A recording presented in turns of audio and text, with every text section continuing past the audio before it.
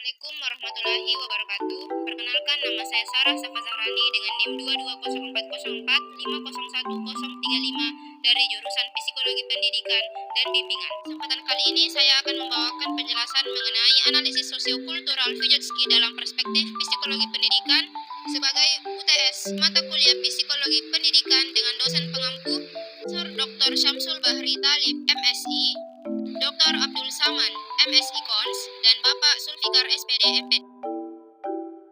Pengetahuan teoritis aplikatif tentang psikologi pendidikan pada saat ini itu diperlukan dengan alasan kita dapat menambah pengetahuan dan wawasan tentang beberapa teori yang ada dan mengenai psikologi pendidikan yang nantinya akan mengantarkan anak kepada pencapaian yang lebih luas dan kemungkinan-kemungkinan yang mungkin terjadi. Upaya dalam memberikan pemahaman terhadap perkembangan dari anak, yakni teori psikologi pendidikan, khususnya teori Vygotsky, di mana teori ini erat hubungannya atau kaitannya dengan hubungan sosial kemasyarakatan oleh anak itu tersendiri. Ini digagas oleh Vygotsky, di mana dirinya menekankan perkembangan kognitif anak dalam perspektif perkembangan sosiokultural serta interaksi sosial. Masuk ke dalam inti materi atau teori sosiokultural menurut Vygotsky, kita harus mengenal siapa itu Vygotsky terlebih dahulu. Vygotsky dengan nama lengkap Lev Semyonovich Vygotsky lahir di Rusia pada tahun 1896. Ia merupakan salah satu anak yang berasal dari keluarga Yahudi yang cukup terpelajar. Pada saat umur yang belia, yakni umur 15 tahun, dia dijuluki sebagai profesor yang muda karena dia mulai membawakan materi-materi kepada mahasiswa. Pada awalnya, Vygotsky adalah seorang ilmuwan yang memiliki sarjana hukum atau mengambil gelar hukum di Universitas Moskow. Pada awalnya, dia menggeluti bidang linguistik, filsafat, kesenian, dan juga ilmu sosial. Lalu dirinya tertarik pada bidang atau ilmu psikologi dan menjadi seseorang atau salah satu orang yang menjadi penggagas dari satu teori, yakni teori sosiokultural yang terkenal pada saat ini dengan nama teori sosiokultural Vygotsky. Dirinya bekerja di bidang psikologi, khususnya di negara-negara bagian barat di Rusia. Dia menemukan beberapa anak yang memiliki permasalahan masing-masing. Contohnya seperti anak cacat, tuli, dan terbelakang mental, sehingga ia mencoba mencari cara untuk mengatasi masalah-masalah potensial anak-anak tersebut dengan isu dalam perkembangan kognitif. Sehingga penekanan yang ia ambil yakni dalam aspek budaya menjadikannya terkenal hingga sekarang atau hingga kini. Meski lalu mendalami ilmu psikologi khususnya di bidang psikologi linguistik, psikologi pendidikan, psikologi sekolah, dan serta psikopatologi. Dalam pandangan orang-orang, Vygotsky merupakan seseorang yang berpenampilan menarik, murah senyum, dan lincah, serta seseorang yang sangat ramah bergaul kepada siapapun. Serta dirinya memiliki selera humor yang baik, mencintai serta menghargai orang lain. Vygotsky dinyatakan meninggal dunia pada usia 37 tahun, usia yang masih terbilang muda, setelah bekerja dalam 10 tahun dalam bidang psikologi. Pada tahun 1934, ia dinyatakan bunuh diri karena mengidap penyakit TBC. Pokok teori Vygotsky. Sebagai ahli psikologi kognitif, Vygotsky berorientasi pada perkembangan kognitif dan gagasan tentang peran budaya dan aplikasinya secara langsung dalam proses belajar dan mengajar di kelas. Menurut Vygotsky sendiri, interaksi itu merupakan salah satu landasan terjadinya perkembangan kognitif. Pendekatan Vygotsky ini sangat berbeda dengan salah satu ahli, yakni Piaget. Studi Vygotsky ini berfokus pada hubungan antara manusia dan konteks budaya, di mana mereka berperan dan saling berinteraksi dalam berbagai pengalaman dan pengetahuan. Sehingga karena itulah teori Vygotsky ini lebih dikenal dengan teori sosiokultural yang menekankan pada interaksi sosial dan budaya dalam kaitannya dengan perkembangan kognitif. Dengan kata lain, perkembangan pemikiran anak itu bergantung pada interaksi sosial dalam konteks budaya tempat anak tersebut dibesarkan. Vygotsky percaya bahwasanya perkembangan suatu proses yang harus dianalisis sebagai suatu produk yang akan dicapai.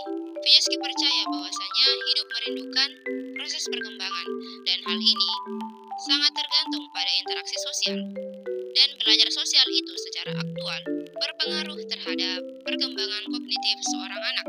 Vygotsky menjelaskan bahwa jarak antara tingkat perkembangan aktual ditentukan oleh pemecahan masalah secara independen, dan tingkat perkembangan potensial ditentukan melalui pemecahan masalah secara kolaborasi. Konsep penting dalam teori sosiokultural dari Vygotsky. Yang pertama atau yang kesatu adalah Zone of Proximal Development, atau yang biasa disingkat ZPD. ZPD sendiri adalah rentang antara tingkat perkembangan sesungguhnya dan tingkat perkembangan potensial. Tingkat perkembangan sesungguhnya adalah salah satu pemecahan masalah di mana dia menyelesaikannya secara mandiri tanpa bantuan dari orang lain. Sedangkan perkembangan potensial merupakan pemecahan masalah di mana dia membutuhkan bimbingan dan arahan dari orang tua atau orang lain serta kerjasama dengan rekan sejawatnya. Pada zona perkembangan proksimal atau zone of proximal development anak, sebelum terjadi internalisasi pada diri anak atau sebelum kemampuan intermental terbentuk, anak perlu dibantu dalam proses belajarnya. Orang dewasa atau teman sebayanya perlu untuk membantu atau memberi arahan kepada seorang anak. Bantuan tersebut dapat seperti misalnya memberikan contoh atau memberikan penjelasan yang lebih rinci dan lain sebagainya. ZPD ini kita akan mengetahui bagian mana yang anak itu dapat melakukannya dengan mandiri, bagian mana anak itu dapat melakukannya dengan bantuan orang lain, dan mana sesuatu hal yang tidak dapat dilakukan oleh anak tersebut. Konsep penting yang kedua atau nomor 2 adalah scaffolding. Scaffolding adalah pemberian sejumlah bantuan kepada pelajar selama tahap-tahap awal pembelajaran. Kemudian mengurangi bantuan dan memberikan kesempatan kepada anak tersebut untuk mengambil alih tanggung jawab yang semakin besar setelah pelajar tersebut dapat melakukannya sendiri. Scaffolding ini dengan kata lain merupakan bantuan yang diberikan kepada pelajar dalam belajar serta memecahkan masalah, di mana bantuan ini diberikan pada awal-awal dan berangsur-angsur akan dikurangi hingga tidak diberikan bantuan lagi, sehingga seorang pelajar atau anak dapat menguasai atau mengambil alih seluruh tanggung jawabnya. Ini dapat berupa bantuan atau dorongan yang diberikan oleh tenaga pendidik kepada peserta didik. Dia juga menyatakan bahwasanya scaffolding adalah bantuan yang tepat waktu, serta harus ditarik juga secara tepat waktu ketika interaksi belajar sedang terjadi pada seorang anak. Bahasan ZPD atau Zone of Proximal Development secara rinci. Proses belajar menurut Vygotsky terjadi dalam wilayah Zone of Proximal Development atau yang biasa disingkat ZPD, yakni wilayah antara apa yang diketahui dan apa yang tidak diketahui oleh seorang anak. Vygotsky berfokus pada koneksi antara orang-orang dan konteks budaya di mana mereka bertindak dan saling berhubungan. Menurut Vygotsky sendiri, manusia menggunakan tools atau alat yang bersumber dari suatu kultur, termasuk bahasa lisan dan tulisan yang dimediasi oleh lingkungan sosial.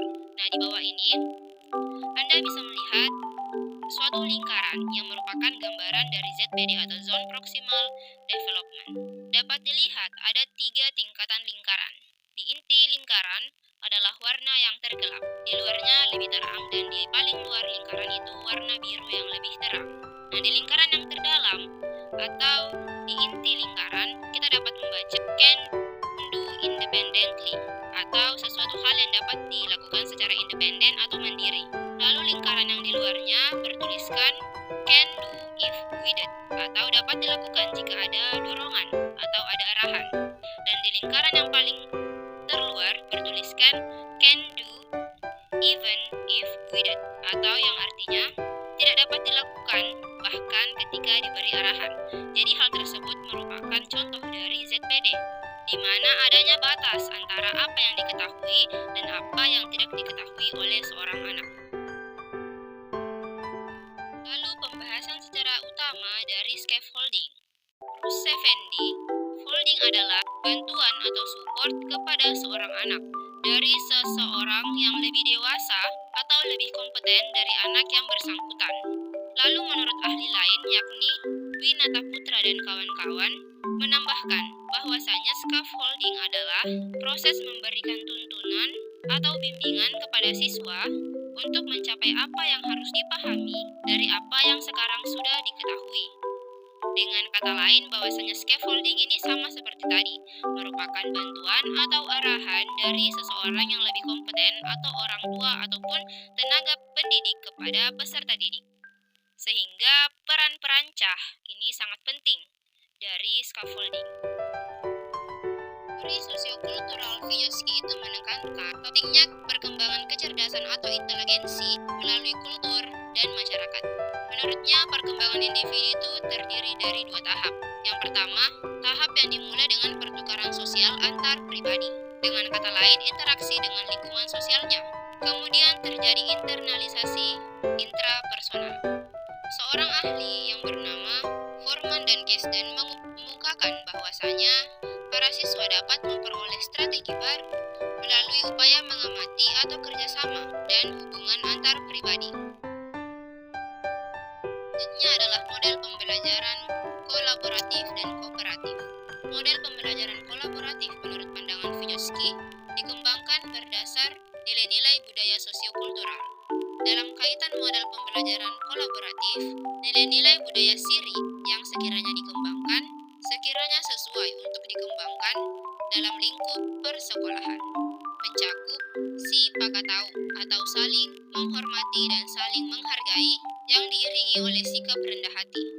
Lalu, pace atau passe, dengan kata lain empati atau kesetia kawanan terhadap sesama manusia.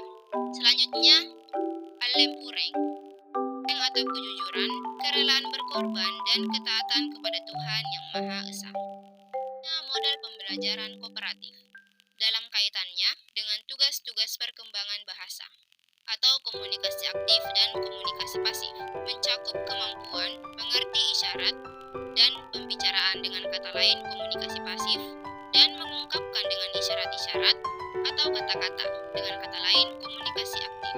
Kemampuan mengerti isyarat-isyarat atau pembicaraan adalah kesanggupan untuk mengerti isyarat dan pembicaraan oleh orang lain, yakni menengok apabila ada yang memanggil, mengerti kalimat sederhana, senang mendengarkan cerita atau dongeng, dan melaksanakan perintah yang diberikan, baik itu perintah yang mudah atau sukar dilakukan. Peran bahasa yang meliputi 4 tahap. Yang pertama, tahap pra-intelektual. Bahasa pra-intelektual ini mengacu pada proses dasar atau elementary process. Nah, biasanya terjadi pada bayi. Contohnya seperti tangisan, mendengkur, ocehan, menceloteh, gerak-gerik yang mencakup crying, babbling, dan lain sebagainya. Yang dimana secara bertahap akan mengalami perkembangan bahasa yang lebih kompleks atau ke tahap yang selanjutnya. Kedua, yakni psikologi naif. Psikologi naif mengacu pada tahap perkembangan bahasa di mana anak mengeksplor objek konkret dalam dunia mereka. Di tahap ini, anak mulai memberi nama objek di sekitar mereka, serta mereka telah memperoleh pengertian tentang kalimat atau hubungan kata dengan kata dalam bahasa mereka sendiri. Lalu nanti secara bertahap, mereka akan memperoleh pengertian-pengertian bentuk-bentuk verbal yang mempengaruhi kemampuan berpikir dan menjalin hubungan dengan yang lainnya. Selanjutnya yang ketiga, bahasa egosentrik. Pada tahap ini, anak telah mampu mengenal bahasa, tidak hanya sekadar kata-kata saja, tetapi telah mengantarkan anak pada suatu percakapan yang benar, dan anak telah mengekspresikan diri melalui bahasa. Yang keempat atau yang terakhir dari tahap ini adalah inner speech atau bahasa internal. Dari pengertiannya saja atau dari namanya inner atau di dalam, berarti dapat dikatakan bahwasanya inner speech ini merupakan kata hati dalam seorang anak, di mana kata hati ini akan menuntun dan mengarahkan anak pada suatu perilaku. Pembahasan tentang implikasi teori sosiokultural Vygotsky dalam psikologi pendidikan. Ada 2 yang dapat saya kemukakan. Yang pertama, proses pembelajaran yang diberikan oleh guru harus sesuai sesuai dengan tingkat perkembangan potensial siswa. Siswa seharusnya diberikan tugas yang dapat membantu mereka untuk mencapai tingkat perkembangan potensialnya. Lalu implikasi yang kedua, Vygotsky mempromosikan penggunaan pembelajaran kolaboratif dan kooperatif, di mana siswa dapat saling berinteraksi dan bekerja sama, sehingga memunculkan strategi-strategi pemecahan masalah yang baru, serta efektif dalam masing-masing zone of proximal development mereka. Lalu saya akan memberikan dua implikasi pada TK atau Taman Kanak-kanak.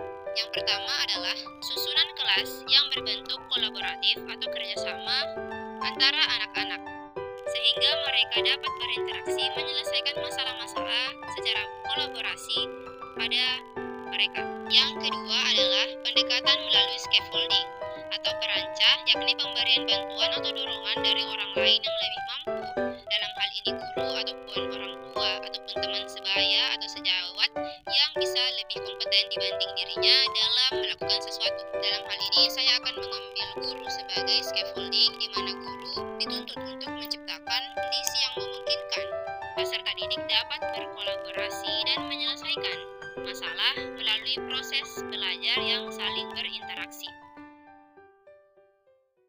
Saya akan memberikan kesimpulan bahwasanya teori Vygotsky ini berfokus pada 4 hal pokok, yakni pengaruh interaksi sosial pada perkembangan, scaffolding atau perancah ataupun pemberian bantuan, modeling, dan zone of proximal development atau ZPD.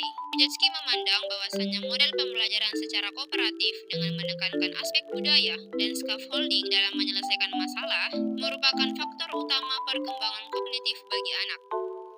Nah, sekian pembahasan dari saya. Kurang dan lebihnya mohon dimaafkan. Saya mengharapkan kritik dan saran dari pembawaan materi yang saya berikan. Wabillahi taufiq wal hidayah. Wassalamualaikum warahmatullahi wabarakatuh.